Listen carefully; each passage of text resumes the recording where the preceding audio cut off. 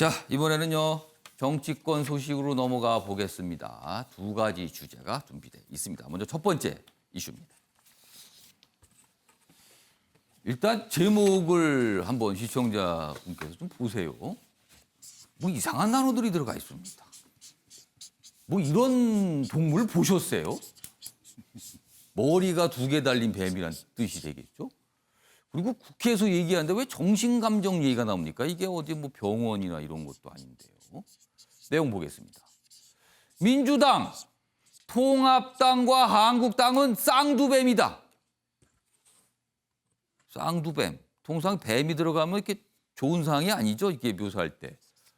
그러자 한국당, 정신감정 받아라. 이게 보면 21대 국회 개헌을 앞두고 난타전입니다.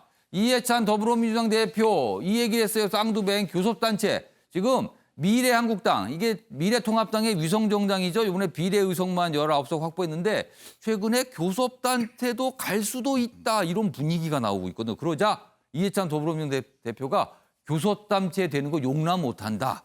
만약에 그런 상황이면은 문제가 많고 그렇다면 이거 쌍두뱀이다. 이렇게까지 비난이 나왔어요.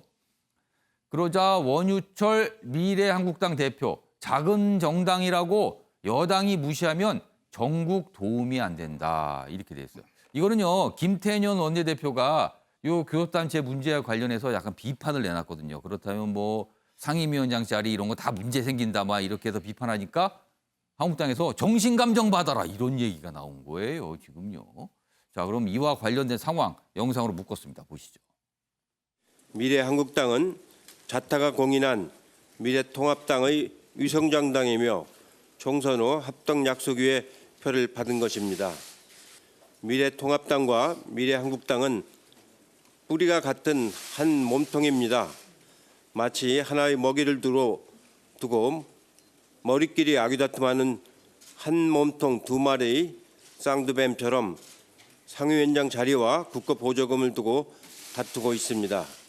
국회 운영위원장으로서의 자격이 있는지 스스로 한번 물어보고 또 정신건강에 대해서 병원을 방문해서 좀 감정을 해볼 필요가 있다고 생각을 합니다. 또 전 국민이 4+1이라는 괴물을 기억하고 있는데 혼자만 기억 못하고 있는 거예요. 그래서 기억이 정상적인 기억을 하고 있는지 기억 능력이 있는지 이런 부분에 대해서 병원에 가서 감정할 필요가 있다. 이렇게 제가 이렇게 말씀을 드립니다.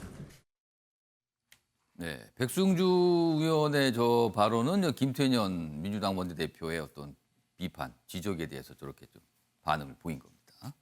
거칠죠, 지금. 자, 관련 기사 하나 더 보겠습니다.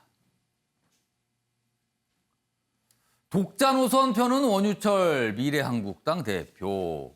연일 연동형 비례대 폐지 뭐 이런 조건을 내걸어요. 그래야지 뭐 합당이 가능할다. 그런데 조선일보는 현실성이 없는 조건 아니냐 이렇게 좀 지적을 또 하고 있네요.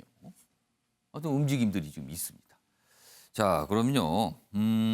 정갑 시장님하고 변원본 변호사께 미리 질문을 드렸습니다. 미래한국당 과연 독자적인 교섭단체로 갈 것 같은가? 간다면 그 이후에는 어떤 일들이 벌어질 건가? 뭐 이런 거를 좀 전망해 달라고 미리 질문을 드렸습니다. 자, 먼저 정갑 시장님 어떻게 보셨습니까? 저는 뭐 교섭단체 구성 가능하다고 봅니다. 예를 들면 지금 19석이거든요. 한 석이 국민의당 예를 들면 그 지금 안철수 대표 측에 있는 3석을 합친다든가 또 무소속으로 된 그 지금 홍준표 의원이랑 윤상현 의원, 권성동 의원, 김태우 의원 4명이나 있습니다. 그러니까 한 분만 모시면 되는데 근데 현실적으로 과연 그게 가능하겠느냐. 저는 하는 것이 바람직하지도 않고 하기가 굉장히 쉽지 않을 것으로 봅니다. 그러니까 어쨌든 그 뭐 한국당만 해당되는 얘기가 아니라 여야 모두 위성정당 형태로 만들어서 사실은 그 선거법의 어떤 잘못된 그 과정 속에서 그러면서 비례대표에 대해서 의원들을 좀 확보하고 있는 그런 상황 아니겠습니까? 그러니까 국민들 누구나 그것은 몸이 하나다라고 인식을 하고 있는데 어떤 그 상임위 문제라든가 뭐 국고비 때문에 어떤 또 다른 정치적인 어떤 계산 속에서 하는 것이 과연 그게 받아들여지겠느냐. 만약에 그랬을 경우에는 지금 여당이 무려 뭐 180석인 고대 여당이란 말이죠. 177석. 그러면은 지금 김태년 대표는 그런 얘기를 했습니다. 예. 표결 처리하겠다. 명분을 주는 겁니다. 어떤 여러 가지 상임위 배분이라든가 예. 절차상에 있어서 명분을 주는데 예. 그랬을 경우에는 그 통합당 입장에서는 득보다 실이 굉장히 클 것이다. 저는 그런 측면에서 가는 것은 상당히 쉽지 않을 것이다 이렇게 보고 있습니다. 그러니까 마음을 먹은다면 이루어질 수 있지만 그게 현실적인 대책이 되겠느냐. 자칫 잘못하면 여야의 극한 대립. 사실 상임위원장 그 배분은요. 여야가 아무리 사이가 안 좋아도 이렇게 합의를 통해서 배분들을 했거든요. 그동안은. 그게 하나의 관례였죠. 그런데 만약에 저런 식으로 한다면 예. 이미 선전포고를 한 것이죠. 우리는 그럼 표결 처리해서 해서라도 가겠다는 건데. 그러니까 표결 처리해서 뭐 우리가 마음에 드는 거 다 가져가겠다 이렇게도 할 수 있는 겁니다. 근데 한 가지 변수는 이제 예. 안철수 대표 이제 뭐 2년 뒤에 대선을 생각을 할 겁니다. 예. 그랬을 경우에 그 안 대표는 그런 얘기를 했어요. 그러니까 무리하게 억지로 하지는 않겠다는 거거든요. 하지 않겠다는 얘기가 아니고 예. 그렇다면은 전체 대선 구도에 있어서 본인의 어떤 지분이라든가 예를 들면 예. 구도를 형성하는 데 있어서 뭐 또 다른 제3의 교섭단체의 공간이 필요할 수도 있을 수 있을 겁니다. 그러니까 그런 속에서 전개단이 여러 흐름들 그렇기 때문에 홍준표 대표는 그런 꼼수를 부려서는 안 된다라고 예. 쐐기를 박았죠. 알겠습니다. 자, 통합당에 계시는 벼랑봉 변호사 제3의 길 이렇게 쓰셨어요. 무슨 정우가 뜻일까요? 실장님 지적 또한 또 일반인 국민들의 시각과 상당히 부합할 거라고 생각을 하고 있는데요. 예. 그것을 불식시키기 위해서는 결국 원유철 대표와 미래한국당이 독자적인 길을 아마 선택을 해야지만 정당성을 가질 수가 있을 것 같습니다. 현재 미래한국당이 미래통합당이 위성정당 내지는 보조를 맞추는 목소리를 내서는 어떤 방식을 취하더라도 결국 비판밖에는 받을 수는 없을 것 같습니다. 미래한국당이 정말 얘기하는 대로 예. 미래통합당 자체에 지금 들어가봤자 80석이고 100 몇 석 되는 거가 똑같은 결과가 되고 미래통합당 상황도 지지부진하고 예. 비대위로 갈지 전당대 갈지 결정되지도 않았었고 예. 아직 미래통합당이 제대로 된 뭐 보수로서 개혁의 모습을 전혀 보이지 않고 그렇다면 미래한국당이 새로운 길을 찾아가겠다. 그래서 나중에 대선 때 뭐 그때 만나더라도 일단 우리는 우리 나름대로 목소리를 내고 미래통합당이 정 불라이시면서 깨지면은 미래한국당이 큰 힘 역할할 수도 있지 않겠느냐. 그냥 미래한국당은 우리가 생각하는 중도 보수의 길로 가겠다라고 하면서 각각 사안에 있어서 굳이 미래통합당이 위성정당이 아니라 독자적인 목소리를 내면서 국민들로 하여금 위성정당이 아니네 다르네. 스스로 제3의 길을 찾아갔네라는 생각을 주게 된다라면 교섭단체를 만들고 뭘 하더라도 충분히 명분을 얻을 수 있겠죠. 그러니까 통합당하고 완전히 다른 색깔의 정당의 모습이라면 가능할 수도 있는 거다 예, 보시는 저는 거네요. 그렇게 하는 게 또 바람직하다고 생각을 하고요. 지금 예. 미래한국당이 뭐 19석 가지고 들어가서 108석을 만들다고 하더라도 달라지는 것도 없는 상황이기 때문에 예. 차라리 미래한국당이 자신들의 뭐 태생 자체는 뭐 미래통합당에서 위생정당으로 시작을 했었지만 예. 이제 21대 국회 들어가면 정운천 의원 외에는 전부 다 초선들이시거든요. 그렇게 되네요. 예, 그러면 이제 자신들의 목소리를 제대로 낼 수가 있겠죠. 제대로 된 중도 보수의 목소리를 내서 국민한테 인정을 받으면 되기 예. 때문에 앞으로 이제 5.18로 다가오고 여러 가지 또 정치 일정이 있을 것 같습니다. 그 가운데서 미래한국당이 통합당 눈치 보지 않고 자신들의 목소리를 제대로 내서 국민들한테 조금 뭔가 한번 기대를 받아보는 것이 좋지 않을까 생각을 합니다. 그러니까 시작은 위성 정당이었지만 교섭단체를 만들면 위성을 탈피해서 갈 수도 있다. 그런 말씀인데. 교섭단체에 그러면- 상관없이 그냥 각자의 길을 갔으면 좋겠습니다. 그런데 궁금해지는 건요. 지금 교섭단체 구성 가능성이거든요. 교섭단체를 구성할 수 있는 방법 아까 정우가 시장님 몇 가지 말씀드렸는데 그러니까 무소속 의원들을 받아들이거나 아니면은 세석을 갖고 있는 안철수 대표의 국민의당과 뭔가 연대를 하거나 아니면 통합당 내에서 몇 분이 또 건너오거나 뭐 이런 가능성 거론되고 있거든요. 변호사 변호사 보시기에는 어느 가능성이 더 커 보여요? 한국당 내부 여러 가지 뭐 이야기들이 예. 많이 나오고 있는데 통합당에서 파견받는다는 건 절대 불가능할 거고요. 그 자체가 이미 위성정당을 그거는 자인하는 문제가 될 것이고 거고. 그건 논리적으로 말이 안 될 거고요. 예. 무소속에서 받아들인다는 것은 이제 홍준표 의원, 홍준표 당선자, 권성동, 윤상현 다들 사실 중량감 있고 목소리들이 예. 강하신 분입니다. 그분들이 들어오시면 사실 미래한국당이 제대로 된 목소리를 내기가 쉽지는 않겠죠. 아. 또 그분들의 선수도 있고 정치적 경륜도 예. 있기 때문에 초선들이 휘둘릴 수밖에 없는 상황이 될 거기 때문에. 색깔들도 다들 갖고 계시죠. 예, 좀 쉽지 않고 예. 결국 그렇다면 그냥 중도 보수에 우리 제3의 길을 가겠다 한다면 차라리 안철수 대표 측과 연대를 하든가 그런 예. 모양새가 우리가 제3의 길을 가겠다라는 게 가장 부합하지 않을까 싶은 생각이 듭니다. 지금 정과 실장도 그렇고 변호동 변호사도 그렇고 국민의당과의 어떤 가능성에 그게 대한 가장 전망이 좀 들어가 모양이 좋을 있었어요. 것 지금 말씀하시는 중에. 최영호 고문께서는 어느 가능성을 보세요? 저는요, 이 헤비급이잖아요, 지금 여당이. 예. 그러면 한 사람 합쳐봐야죠. 뭐 108석 되니까 예. 뭐 헤비급은 안 되니까 사실 그러면 힘을 합치는 두 당이 같이 뭐 여당을 균형과 견제의 차원에서 뭐 국정을 운영하는 방안도 나쁘지 않다고 생각을 합니다. 근데 그게 국민은행 꼼수로 비춰질 수가 근데 있어요. 꼼수인데 예. 일단 이 계약에 이 사인하신 분이 지금 안 계시잖아요. 황교안 플러스 예. 지금 그 지도부가 완전히 다 지금 이번에 선거에서 졌기 때문에 예. 없는 상태. 그러면 원점에서 다시 시작하는 것도 나쁘지 않다고 봅니다. 뭐 그런 말씀 쭉 하시네. 오창석 평론가도 네, 시간 짧게 드릴게요. 네, 일단은 뭐 저는 쇄신해야 된다는 말씀에 좀 동의를 하고요. 예. 일단 예전에 그 민주당 계열은 뭐 천신정 뭐 이런 게 있었죠. 그리고 이제 보수 정당의 남원정 이렇게 해서 개혁 세력들의 초선 의원들 또는 뭐 젊은 의원들이 예. 목소리를 냈는데요. 미래통합당이 그런 목소리를 낸다면 저는 가능성이 있다고 보고요.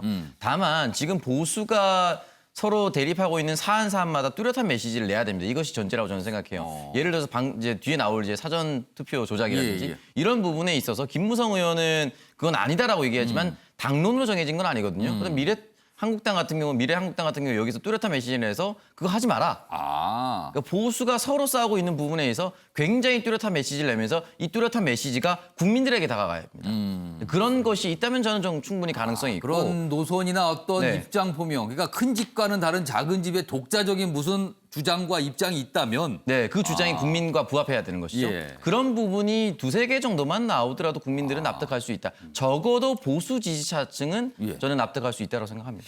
그러니까 이 예. 공학적인으로 보는 시각인데 예. 국민들이 이번 이제 선거 결과에서 보여준 거는 상식적 합리적인 정치를 하라는 얘기거든요. 그러니까 예를 들면 보수가 변화해야 된다는 거를 지금 주창하고 예, 계신 거죠. 예. 세 분 말씀도 예. 들어보면 그러면 보수의 본류인 예를 통합당이 예를 들면 뭐 중도라든가 합리적 예, 예. 보수로 형태로 해서 뭔가 변화를 추구해 가야지. 그렇다면 역설적으로 통합당은 그대로 지금의 예. 어떤 뭐 당원대로 가고 예.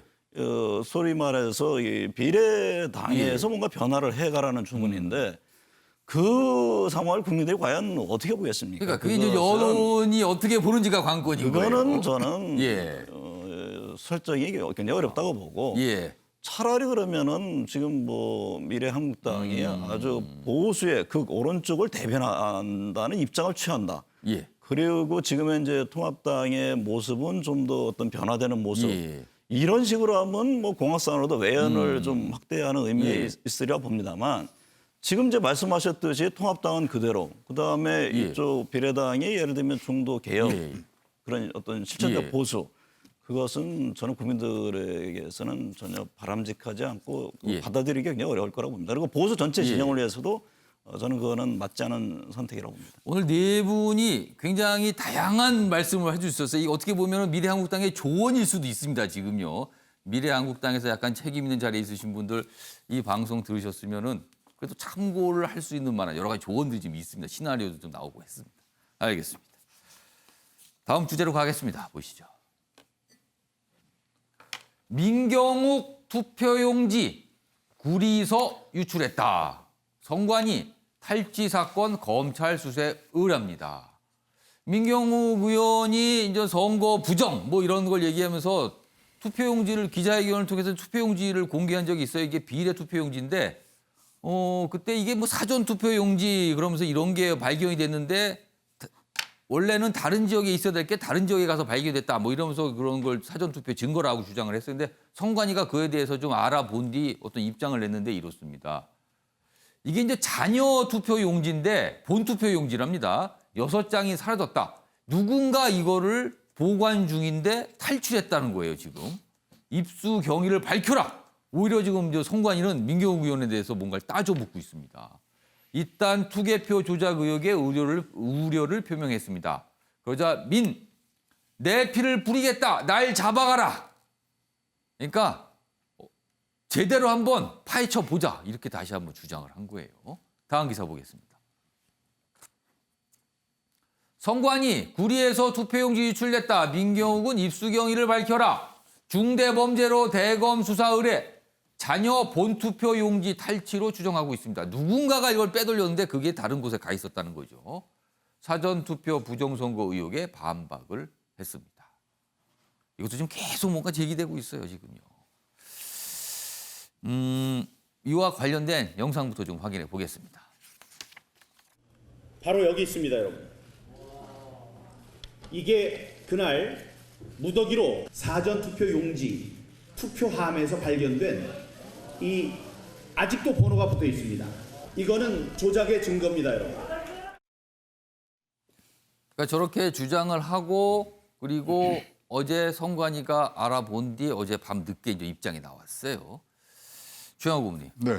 이거 어떻게 보세요? 이 상황. 이게 중대 범죄이기 이전에 중대 예. 범죄 뭐 범죄라고 이제 탈취가 됐다고 그러지만 예. 선관위가 이러한 큰 실수를 해서는 안 된 거죠. 그렇죠. 이것도 사실 문제예요. 왜 이게 유출이 됐는가도 그러니까 사실 문제 중에 문제겠네요. 문제입니다. 무슨 체력 단련실에 가방에다 놔뒀다 그러면 선관위에서 이거에 대해서 자기네 생명을 걸 정도로 관리를 했어야 이런 논란이 안 일어나는데 예. 이제 논란의 단초를 제거하고 이제 중대 범죄로 넘어갔거든요. 예. 지금 17군데가 지금 전국 이 투표함 보존 신청이 돼 있어요. 예. 그럼 이제 5월 15일부터 예. 이게 이제 만료가 되고 이제 재검표 들어갈 거 아닙니까? 거기서 조금만 이상이라도 나온다면 예. 지금 뭐 부정선거에 대해서 지금 굉장히 극렬하게 지금 국민들의 예. 의견이 갈리고 있는 상황에서 예. 이거 걷잡을 수 없는 불길이 가는데 예. 선관위가 이제는 앞서서 이 부분에 대해서는 해명을 하고 예. 이 부분에 대해서는 아주 뭐 검찰에 넘기기 전에 자기네가 관리한 부분들이 이러이러하고 저것하고 다 얘기를 하는 선관위 중심으로 이 문제를 풀어가는 예. 그러한 입장들이 향후 뭐 한 달 정도는 지금 예. 진행이 돼야 되지 양쪽에서 뭐 기다 아니다로 자꾸만 이렇게 하면요. 예. 이거 21대 국회 가기도 전에 굉장히 전국이 또 양분되는 그런 상황으로 이 파급될까 봐 걱정이 굉장히 큽니다. 그러니까 이 상황이 이렇습니다. 그러니까 구리에서 투표가 끝난 뒤에 이제 남은 거예요. 사용하지 않은 비례 투표 용지입니다. 그걸 보관하고 있었는데 누군가 거기서 일부를 탈취를 한 거예요. 그리고 이게 다른 곳에서 발견이 됐고 민경욱 의원이 그거를 확보해서 공개를 한 겁니다. 그러니까 이제 설명이 이렇게 된 거죠. 자, 그렇다면 일단 보관됐던 사용되지 않고 있었던 본투표 용지가 왜 유출됐는가? 이게 뭔가 좀 관리가 허술하다는 지적을 받을 수밖에 없어요. 그리고 과연 누가 저거를 유출시킨 건가 그러면은. 그 선관위는 또 하나 묻습니다. 민경욱 의원은 어떻게 그걸 확보했는가? 또 이렇게 가고 있는 거예요, 지금 상황이요. 복잡하게 지금 가고 있죠, 단계. 자, 오창석 평론가. 일단 민경욱 의원은 이게 선거 조작의 증거라고 주장을 하고 있습니다. 이건 어떻게 보세요? 일단은 뭐 근데 일단 그 부분이 있어서 뭐 예. 무더기로 누군가의 특정 인물이 이제 도장이 찍혀 있는 상태로 발견이 됐다면 그렇게 의심 전 해볼 수가 있을 거라 생각을 하는데 그러니까 도장이라는 거는 그러니까 이게 기표를 한 거죠. 기표를. 예, 기표된 상태로 했다면 저는 뭐 사전 조작이 가능했을 것이다 또는 예. 누군가는 시도했을 것이다라고 따져볼 수가 있을 것 같은데 일단은 민경욱 의원이 손을 들었을 때 이게 기표가 돼 있진 않았던 것으로 확인이 되고 그런 부분에 있어서는 일단은 빈 종이만 어떻게 탈취된 상태죠. 예. 말씀드렸다시피 이제 선관위가 1차적인 책임이 있다라고 저는 생각을 하고 다만 그것이 사전 조작이었다. 그것의 증거다라고 보기엔 좀 너무 어렵지 않을까라는 생각이 듭니다. 왜냐하면은 그런 부분에 있어서 다시 말씀드렸지만은 기표된 부분이 없고 또 지역도 좀 달랐고 그런 부분에 있어서 어떻게 이제 시류가 바뀔지도 모르고 그리고 예. 결국은 저 투표가 사전 조작의 증거로서 명확하다면은 들어갔어야 되거든요. 투표함에. 들어가서 개표하다가 다른 지역에 있던 것이 엉뚱하게 나왔다거나 이런 부분이 있어야 되는데 그런 정황상의 증거가 전혀 발견되지 않았기 때문에 예. 선관위의 실수, 관리 부재 뭐 이런 것들로는 이제 문제가 될 수 있겠지만 사전 투표 조작까지 가기는 좀 어렵지 않을까 그런 생각이 좀 듭니다. 몇 가지 더 사실 민경욱 의원 이거 위에 몇 가지 더 의혹 제기를 했거든요. 이렇게 뭔가 파쇄가 된 어떤 용지가 있었다. 그리고 뭐 특정 지역구에서 써야 되는 건데 다른 지역구에서 발견됐다. 뭐 이런 거 몇 가지 제기를 했는데 본인이 직접 들고 나와서 보여준 거는 요 용지였는데 이거에 대해서 어제 선관위가 입장을 좀 자세하게 내놨어요. 변한범 변호사. 네. 사실 어떻게 보면 이제 미래통합당이 관심사일 수 있어요. 지금 미래통합당은 어떻게 보고 있는 겁니까? 미래통합당의 공식 입장은 부정선거에 개입하지 않는다라는 입장이고요. 그러니까 부정선거 예. 요 논란에 예. 굳이 예, 뭐 굳이 얘기를 나서지는 하거나 않는다. 뭐 개입하지 않는다. 예, 그렇죠. 이제 몇 가지 뭐 몇몇 의원님들이라든가 예. 몇몇 이제 후보들이 적극적으로 문제를 제기해야 되는 것 아니냐라는 얘기가 있었지만 미래통합당의 공식적인 입장으로는 이게 부정선거에 대해서 공식적으로 문제를 제기하지 않는다라는 것이 입장입니다. 그러니까 사실 뭐 그 민경욱 의원 지적한 상황들을 살펴보면은 투표함 관리라든가 사전 투표 과정에서 예. 일부 관리상의 허점이 노출됐다. 그 예. 부분이 시정돼야 된다는 것은 분명히 맞다고 생각을 합니다. 그건 아마 누구도 부정을 못할 것 같습니다. 예. 다만 그 과정이 부정선거로 바로 연결이 되고 사전 선거 조작이다. 있다라고까지 보기에는 아직은 좀 많이 부족한 것 같습니다. 그러니까 그냥 이번 기회는 사실 사전투표 자체가 상당히 정착되면서 국민들의 투표를 높이는 효과가 있는 것은 사실이었지만 예. 사전투표 과정에서 투표한 관리라든가 아니면 여러 가지 예. 관리상의 문제점에 허점이 많이 보이고 있다. 이것을 좀 시정할 필요가 있다라는 예. 것으로 문제를 나아가는 것이 맞지. 그렇기 때문에 사전투표에 몇 가지 문제가 있으니까 부정투표고 선거 조작이었다. 선거 불복이다라는 것은 바람직하지 않다고 생각을 합니다. 정관 시장님, 사실 큰 선거 끝날 때마다 맨날 이런 시비가 있었거든요. 과거 뭐 2012년 대선 이후에도 그때도 뭐 부정이라는 주장이 나왔고 선거가 끝나면 항상 이렇게 나옵니다. 어떻게 보면 상대방 그리고 정부에 대해서 믿을 수 없다. 뭐 이런 불신이 기본으로 깔린 것 같아요, 지금요. 저 문제는 복잡할 게 없다고 봅니다. 예. 그러니까 기표되지 않은 용지가 있다고 해서 그게 예. 부정 선거라는 이 형식 논리가 지금 첫째는 와닿질 않고 예. 또 중요한 것은 저게 사전 투표라고 지금 민경 의원은 얘기했습니다만 예. 선관위에서는 저게 본투표용지라는 네, 건 본투표용지라고 사실관계가 설명이 기본적으로 지금 안 맞습니다. 본투표용지고 본투표용지에서는 100% 모두가 투표를 하지 않기 때문에 예. 남는 부분이 분명히 있는 겁니다. 그러니까 그거를 보관하다가 뭐가 탈취를 해갔다는 거거든요. 그 문제는 이제 대검에 수사 의뢰를 요청한 겁니다. 예. 그러니까 기본적으로 저게 뭐 조작이라는 표현은 지금 굉장히 설득력이 떨어지고 일단 명확한 거는 뭔가 유출이 된 겁니다, 일단. 그러니까 유출된 예. 부분에 대해서는 선관위에서 제대로 관리 못한 예. 부분이 분명히 있고 예. 또 하나 중요한 것은 그럼 누가 의도적으로 상당히 혼란을 주기 위해서 예. 인위적으로 그걸 이른바 탈취를 예. 해서 지금 뭐 예를 들면 야당 쪽에 넘긴 것이냐 이 문제는 검찰 수사 과정에서 드러나겠죠. 그리고 또 시간이 지나면 결국에는 몇몇은 재검표를 하게 되면 끝나는 겁니다. 예. 굳이 요청을 한다면. 예. 근데 재검표를 했을 때 과연 저 같은 주장을 하는 사람들이 또 받아들이겠느냐. 그건 또 다른 문제란 말이죠. 그러니까 예. 이것이 어떤 논란을 위한 논란, 그 확대 재생산이라는 측면에 저는 굉장히 있다고 보고 예. 그러나 지금 뭐 나온 문제들은 어쨌든 간에 검찰 예. 이제 수사도 진행될 것이고 예. 그런 부분들을 좀 차분히 보고 어떤 뭐 판결 속에서 재검표 일정을 보면 되는 것이지 이것이 마치 뭐 조작, 은폐 예. 이런 형태의 어떤 입장은 좀 예. 설득이 약하다. 저는 예. 그 지금 통합당 지도부 원내대표가 선출되지 않았습니까? 예. 그러니까 사실 이런 데서 출발해야 된다고 봅니다. 그러니까 통합당에서 이 문제에 대해서 지도부가 좀 명확한 선을 긋고 예. 어떤 입장인지 예. 그러면서 어떤 혼란을 좀 잠재우는 또 변화된 모습 이런 예. 것을 보여주는 것이 중요하지 않나 그런 생각을 합니다.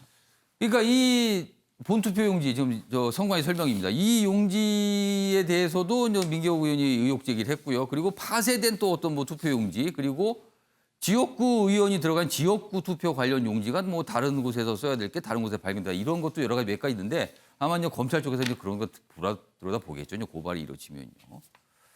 아무튼 계속 지금 뭐가 이렇게 논란처럼 가고 있습니다.